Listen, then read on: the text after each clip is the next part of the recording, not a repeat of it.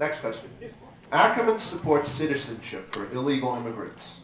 What is your position on this issue as well as on legal immigration? And how do you feel about closing our borders and your position on amnesty? I actually support citizenship for illegal aliens in the country they came from. I have no problem with that at all. Obviously, from my prior answer, you know what I think about the borders. If they're criminals, and look what's happened under the Republican Mayor Giuliani. He ordered the police that when they're making arrests, they're not even allowed to question them with regard to their, and I'm sure Bloomberg, who ran as a Republican and now is a Democrat, getting back to Carol Quigley, there isn't a dime's worth of difference between the two parties. There you have it. So we're going to start to have people who are going to stand up for the Constitution, enforce our borders. That is something that is constitutionally permissible. But that which is constitutionally permissible, we don't do, and everything that's not permissible, we do. My grandmother said, if you spend all your time doing what you're not supposed to do, you'll never have time to do what you're supposed to do. And there you have it. Okay. Briefly discuss your positions on abortion and same-sex marriage. If you do your research and look up Planned Parenthood, you'll find that Margaret Sanger, the founder of Planned Parenthood, was a Nazi.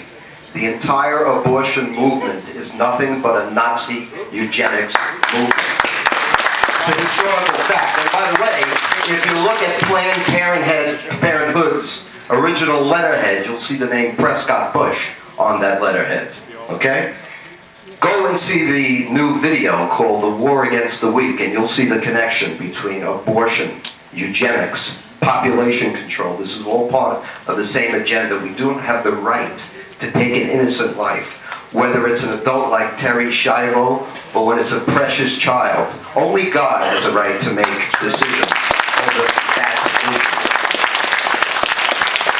Thank you. Okay, now that we've talked about the same-sex issue, we have a lot of questions about the same party issue.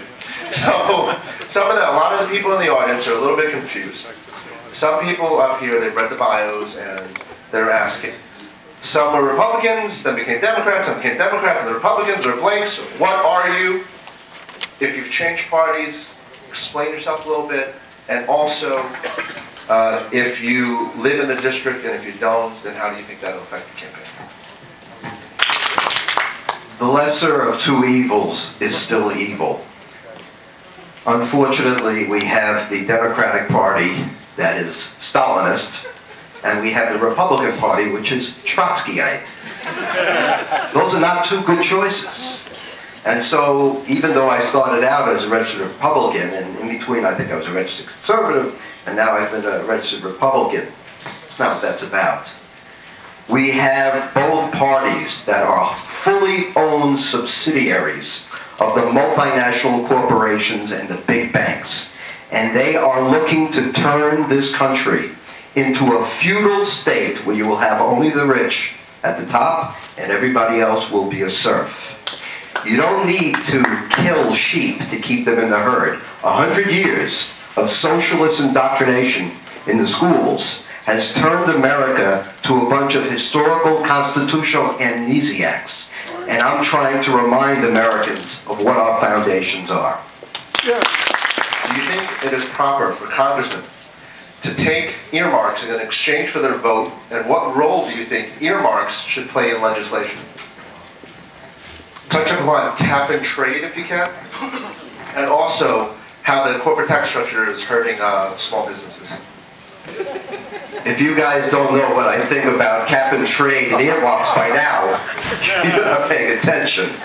The only earmark I'd be in favor of is when an irate citizen hits a congressman in the ear with a baseball bat, then he'll have an earmark. This is outrageous, and people are allowing this to happen. Your children are being robbed. You're being robbed. Your currency is getting ready to collapse. We're heading into a collapse that people can't even imagine. We have to wake up. We have to start reading. We have to start studying. We have to forget about what Mercedes we can drive next year like they do in Great Neck. We have to realize there are things a lot more important than material things. There's a God above. And as long as this country was a moral nation, the economics went with it. You cannot have a free market without morals and a fear of God. And that's where it's at. Thank you. How important is it to you to be present, to vote each time in Congress, to stand up for what's right for the district, even if it's not popular or it's not what your party leadership wants? Once again, easy question, easy answer.